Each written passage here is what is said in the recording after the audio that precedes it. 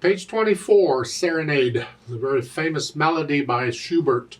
It's actually a vocal piece, but there's a number of piano arrangements for it, and Franz Liszt did a wonderful one back.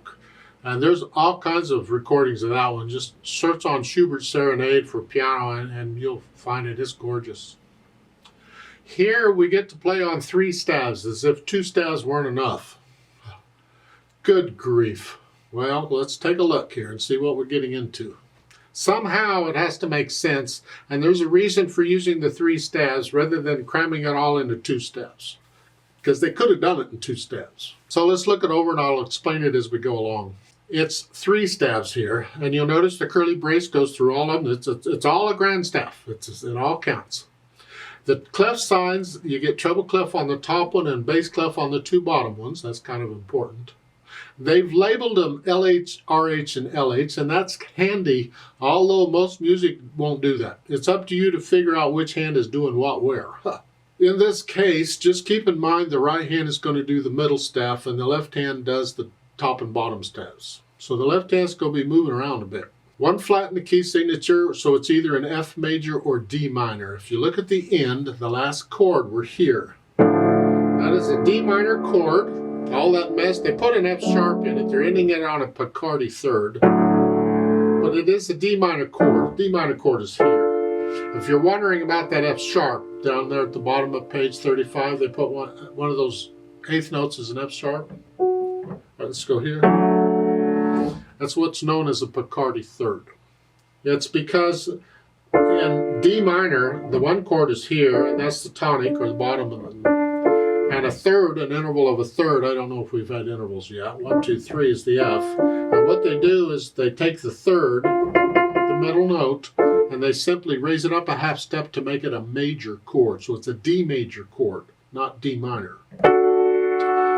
It ends on a happy note.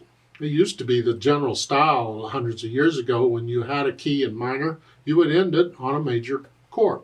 So D minor would end on a D major chord. Anyway, doesn't affect how we just play the notes and you got it. Okay. You can Google Picardy third and read all about them. And 3/4 time signature. Let's take it one hand at a time because we got a lot going on here. Right hand is, remember, the right hand is going to do the middle staff throughout. So the right hand it's bass clef. You're down here, here. To start, it's broken chord. 1 and 2 and 3 and 1. And I trust you know the names of these notes, the D and the F. You need to know them. And then in the 3rd line we get a triplet. Isn't this nice? The only indication of a triplet is the fact that it's got a little 3, and there's 3 8th notes beamed together. Sometimes they don't give you the 3. You just get the 8th notes beamed together and you think, what's going on here? And they're beaming them according to the beat. So it's triplet, or 1 and a 2.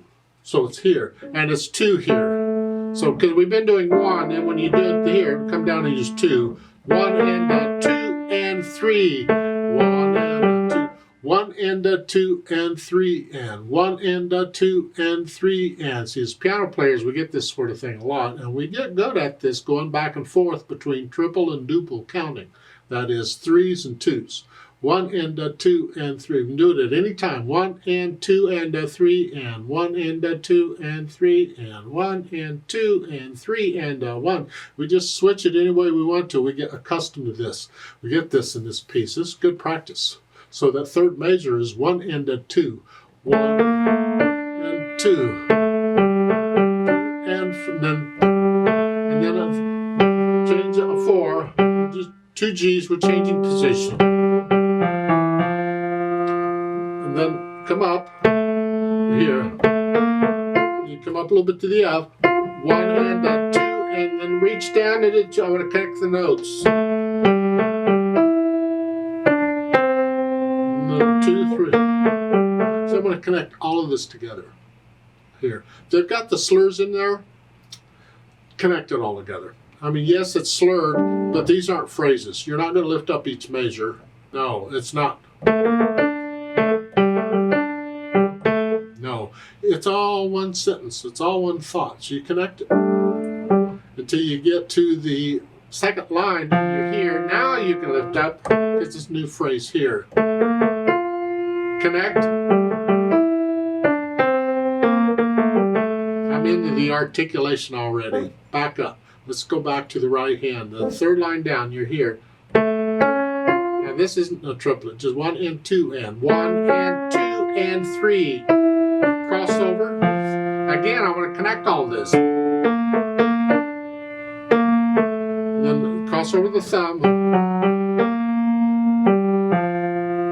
Now, top of page 25, they have a thumb. Second major, they want you up here.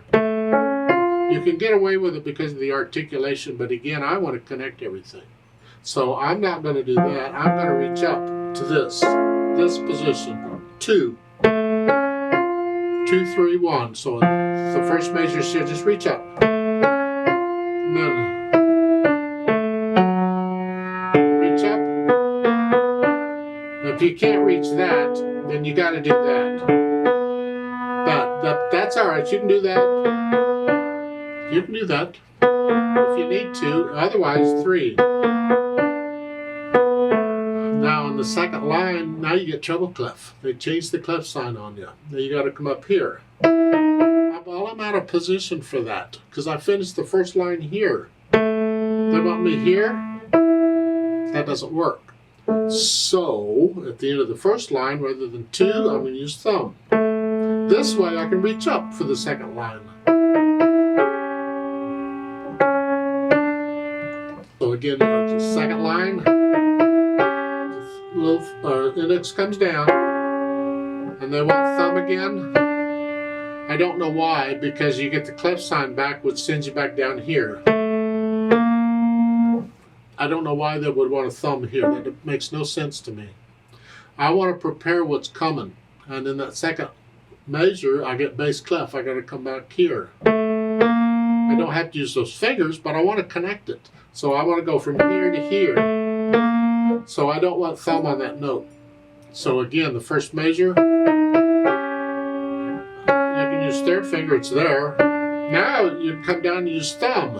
And 3. Now I'm back to what they're doing. But I connected all of that together with the fingers. It makes a difference. Fingering is important. And that's what I'm recommending you do. Again, 3, 3. And then it's the 1, 3, 3. And you're in position. Then we go on. The 2, 3, 4.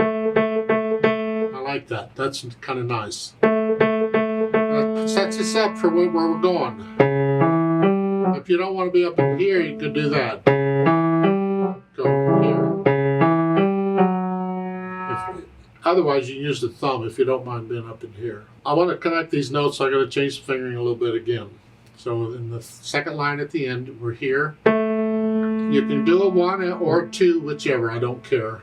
But in the next line, rather than 3 on the F sharp, use a 2, crunch up. This way you can do a 3, 4, reach up with a little finger. So I connected all that with the fingers. And again, now here. And then the last few little bit, the right hand gets those last eighth notes here. You can use second finger if you want to. But notice the curved lines, they're all tied. We're going to finger pedal this together. Hold them down. Here. So at the end, they're all held down. I mean, the pedal would do it, but we're going to use the hands too. Left hand. Oh, you think the right hand was fun. Get a load of this. We're starting out way down here. 1, 2, 3, 1, 2, 3, that. And that's the end of the fun part. Now we get this. Third measure. Beat 1 is here. Beats 2 and 3 are in the top staff, where you got rests in the bottom staff. You got to come over the right hand and play those notes. They could have given you a treble clef in the bottom staff and written them in down there, but then they're constantly changing clef signs in that staff. This is just another way of doing it. And in some ways, it makes it easier to read the music. Just keep in mind, the left hand's doing all this. It's here. Now, which finger you use is up to you. And then here, you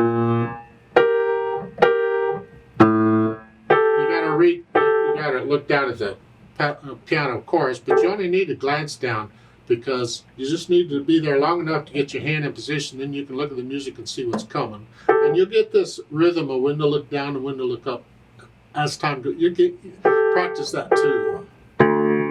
This is all you're doing. Rhythm-wise, it's pretty simple. It's just moving around all the time. Now on page 25 in the second line, finally the left hand isn't moving. You're just staying there. Same rhythm as the right hand, sort of. And you don't use 4, you can use 3, whichever finger you want, because you got to come down here. So if I use 4, I'm here and I got to go here. If I use another finger, I'm a little closer. I could use 2, and then I don't have to go as far. Now at the bottom, the last line here and here, and then you just the 8th notes, and they're all tied. Hold them down, but now you're going to let go of them because you need to play that D. So you come over and play that. Okay, otherwise you'd hang on to these. So then once we get that sort of figured out, we attempt to put the hands together. This should be interesting. And when I first do it, I hesitate all over. I don't care. I just want to try and figure out how they're working together. So here. And then we got this. Here. I got to get off of this long enough, but don't play it short. No, it's hold it down.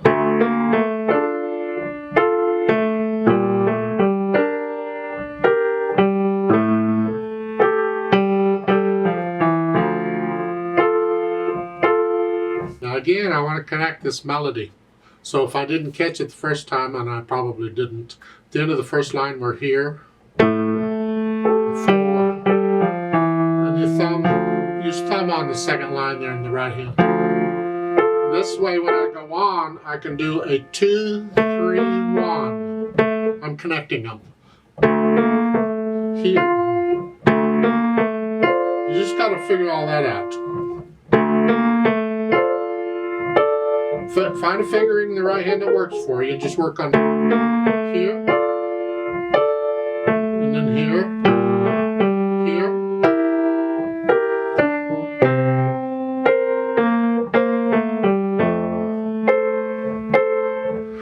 Anyway, you go through the whole thing very slowly and carefully, and you get the hands working together. And then go back over it a few hundred times in a few months or whatever it takes, slowly and patiently, and you gradually work out the hesitations. And on something like this, I suggest you split it up into pieces. Don't always tackle it, because if you do that, you'll always start at the beginning, but you won't get all the way through. So the first part you're going to learn pretty well, but then by the time you get to the bottom of page 24, you're not doing so well. And by the time you get to the bottom of page 25, you can't play it at all.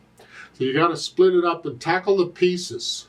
So pretend for the moment that this is only maybe a line. You can take a line at a time. And just focus on one line and get that line where you can play it at least slowly with no hesitations. Here.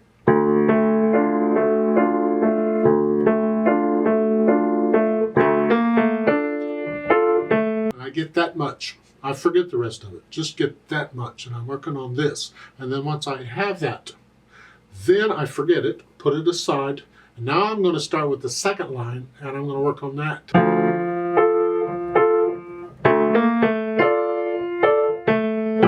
And I'm just going to work on the second line over and over and over until I get the second line. And then once I have that, put it aside, forget it. You won't totally forget it, it's okay. And then focus on the third line here. Right here. You focus on the third line. You go over the third line over and over and over until you get it. And I'm going to do this each line, one line at a time, until I can get that line going. And when I finish the last line at the bottom,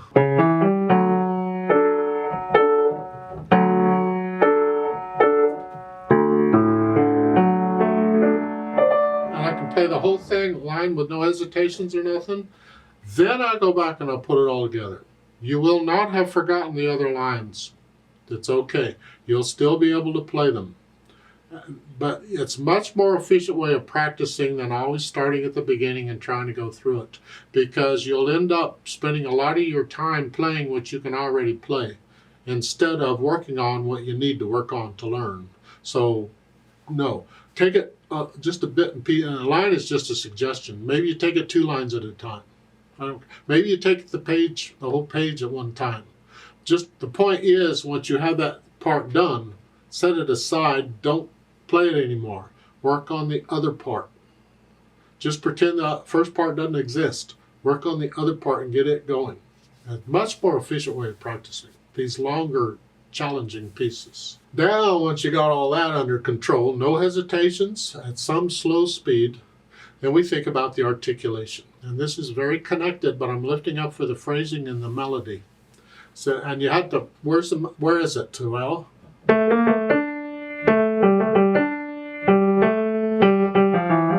that's one phrase. Then lift up.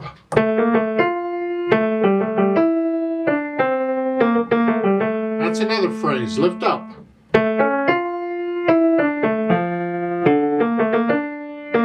There's a phrase. Now lift up. Now, if you want those last two, this,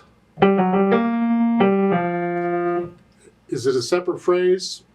It's like an afterthought.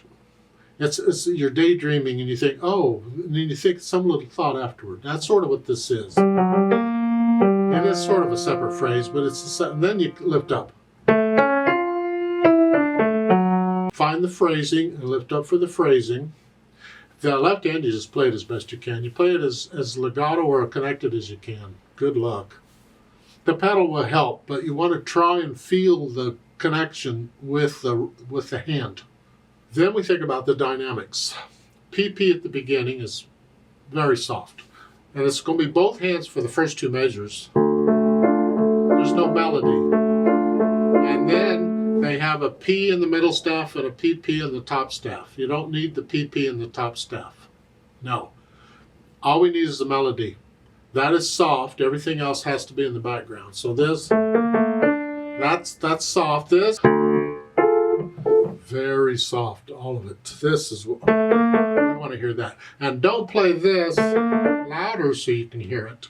Play this where it goes softly, and you make everything else very soft.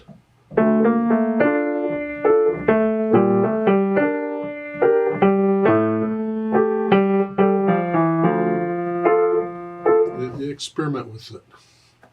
Now the last line, you come up to moderately loud. Here, the left hand's still in the background.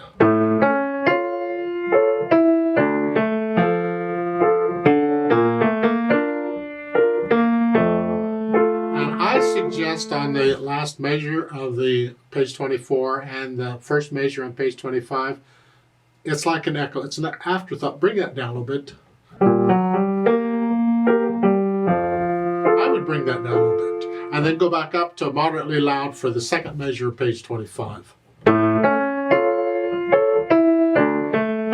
And the second line on page 2, it's another afterthought. Just bring it down a bit. And now you're soft.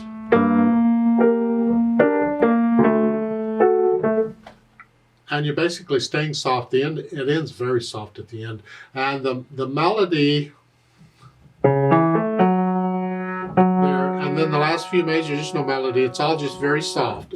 That's very, very soft. PPP, pianissimo or piano pianissimo. It's just very soft. And the second measure at the bottom, page 25, is very soft here. And then as soft as you can play it. Just as soft as you can play it. I would hope you don't need the soft pedal for it, but if you do need the soft pedal, go ahead and use it for that. Just for that last little measure, those 8th notes. I would prefer you learn to be able to control your very softs with your hands if possible. You see on a grand, when you use the soft pedal, it changes the tone. You have to be careful. On upright, it doesn't matter. It just makes it softer, so you can use it for that. But people tend to use the soft pedal as a crutch. Rather than learning the control they need, They rely on the soft pedal to do it for them. I'd prefer not to, if possible. Now, on top of all that, speed is about where I've been going. 1, 2, 3. It's not slow or fast, but it's a 1, 2. Just don't drag it. Yeah, it's a nice, gentle piece. Now they've added pedal. Now we certainly need pedal here. They're keeping the pedals simple for you. They're basically lag pedaling throughout, changing it on each measure, which is basically when the harmony changes. If I do it that way, I'm going to push the notes down first and then the pedal. I'm going to change the pedal after I play the note.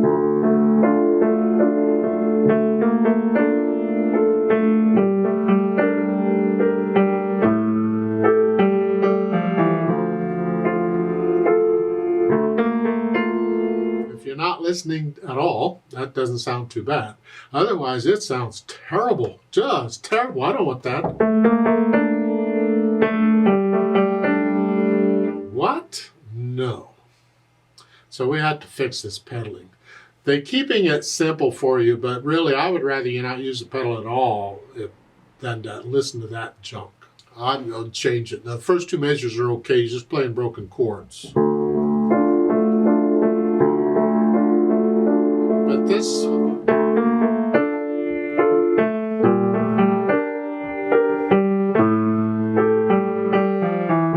I don't want to pedal beat 3. I'm going to lift it up on beat 3. Let's start with the 3rd measure.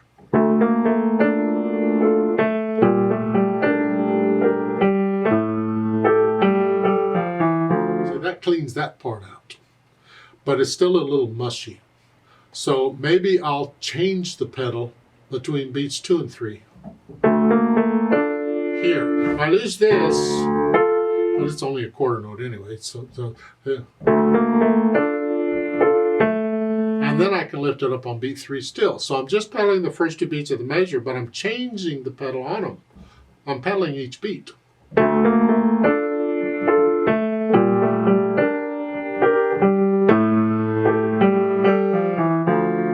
sometimes I can leave the pedal down for the full 2 beats. You have to listen to the sound. Is it mushy or not? So it's this. That's too much. I want to change it. But on the last measure, see there, that's not so bad. I can leave it down for that.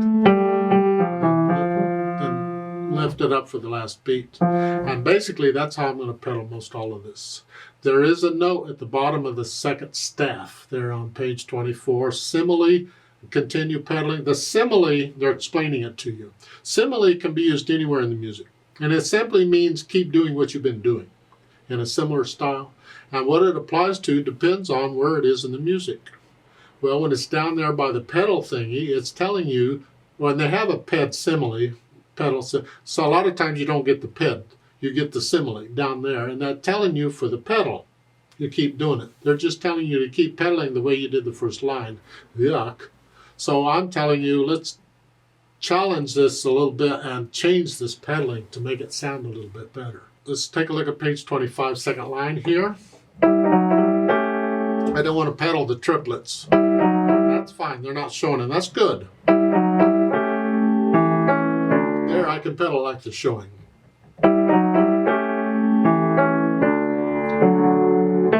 But lift it up on the 3rd beat here, and I'm going back to pedaling what I was doing it. And you don't have to change pedal at each beat if nothing's happening. So in the 2nd line, 3rd measure on page 25, here, I can leave it down for 2 beats and then lift up.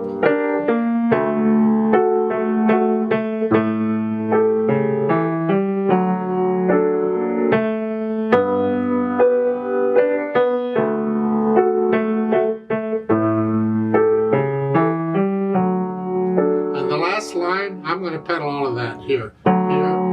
Leave it down, and then change it for this one, and leave it down all the way to the end, and then the pedal and the hands all come up together. You have to experiment with the pedal very carefully on what is the sound you're after. If it's too mushy, either take the pedal out or change it or something. Don't just blindly pedal stuff, because then you're not listening. Remember the natural accents? 1, 2, 3, 1, 2.